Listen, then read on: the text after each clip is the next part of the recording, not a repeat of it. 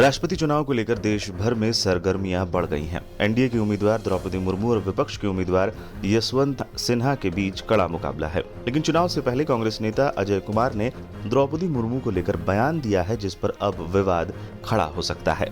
उन्होंने कहा कि हमें द्रौपदी मुर्मू को आदिवासी का प्रतीक नहीं बनाना चाहिए। साथ ही उन्होंने एनडीए उम्मीदवार की विचारधारा पर भी सवाल उठाए हैं। हालांकि भारतीय जनता पार्टी ने भी पलटवार किया है और इसे मुर्मू का अपमान बताया है। भारतीय निर्वाचन आयोग की तरफ से जारी कार्यक्रम के अनुसार राष्ट्रपति चुनाव 18 जुलाई को होने हैं। समाचार एजेंसी एएनआई से बात करते हुए कांग्रेस नेता ने कहा, ये द्रौपदी मुर्मू के बारे में नहीं है। यशवंत सिन्हा भी अच्छे उम्मीदवार हैं और मुर्मू जी भी शालीन हैं, लेकिन वो भारत की बड़ी दुष्ट विचारधारा को दिखाती हैं। हमें उन्हें आदिवासी का प्रतीक नहीं बनाना चाहिए। हमारे पास राष्ट्रपति रामनाथ कोविंद है और देश में हाथरस हो गया था। क्या उन्होंने एक भी शब्द कहा? अनुसूचित जाति की स्थिति आज और बदतर हो गई है।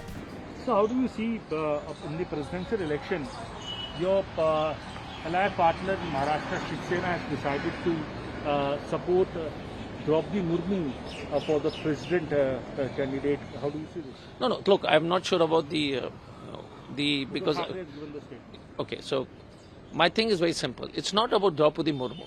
It's not individual at all. It's not comparing two candidates. Yashwant Sinha ji is also a very good candidate. Draupadi Murmu ji is also a decent person.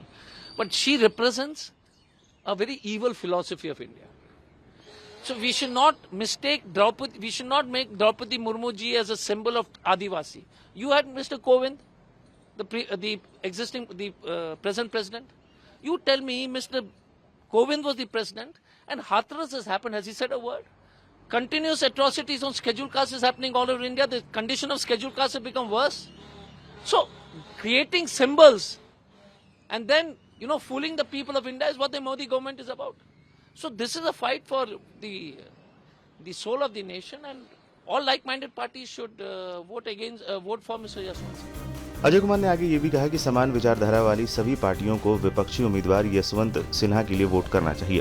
प्रतीक बनाना और देश के लोगों को बेवकूफ बनाना ही मोदी सरकार का काम है। ये देश की आत्मा की लड़ाई है और एक ऐसी विचारधारा वाली सभी पार्टियों को यशवंत सिन्हा के लिए वोट देना चाहिए।